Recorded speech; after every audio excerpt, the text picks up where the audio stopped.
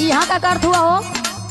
कुछ नहीं दादा ले खाली हाल चाल करे नहीं दादा ढेर दिन पर भेटाए जाना कुछ नहीं कर तू हाल चाल करत हुआ? हाँ भूलवावत हुआ हमके? का तो के नशा करे से मना कैले रहनी है ना? ए दादा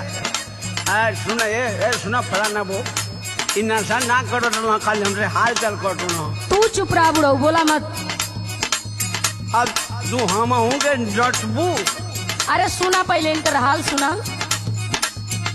सुना बिगाड़ लिखले दासा करही में नशा हो, बिगाड़ लिखले दासा।